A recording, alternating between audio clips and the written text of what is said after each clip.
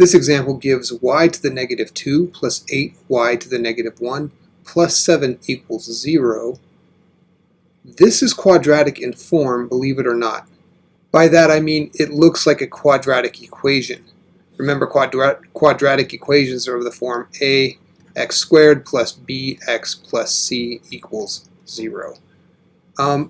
This is similar, right?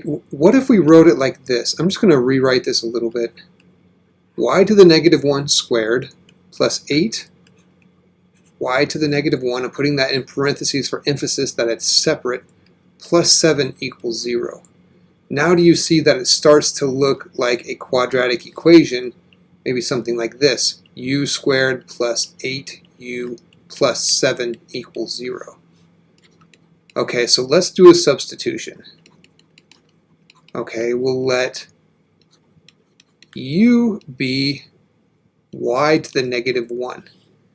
And your substitution is always going to be the middle variable, right? We'll have something squared, and then something to the first power, and then no variable at all, right? So it's going to be this middle one here. Okay, so we're going to let u be y to the negative 1. Doing that substitution gives us this new quadratic to work with, and this is a quadratic equation, right? And look how much easier that is, right? We could do these all day.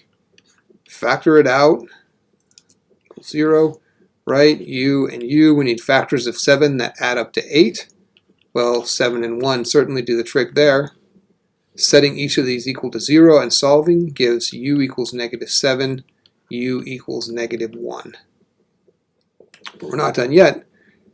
U is actually y to the negative 1. So now we back substitute. Y to the negative 1 equals negative 7. Y to the negative 1 equals negative 1.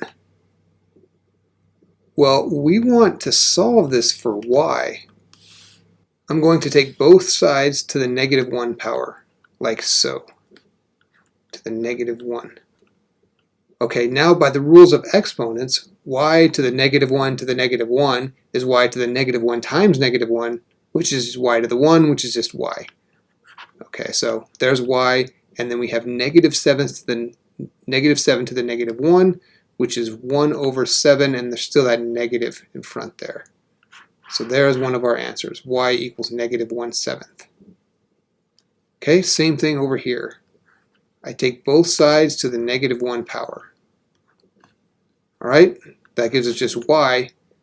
Negative 1 to the negative 1, well, that's, okay, that's kind of fun. 1 over negative 1. Which is negative 1 over 1, which is simply negative 1 again. So y equals negative 1 is our second answer.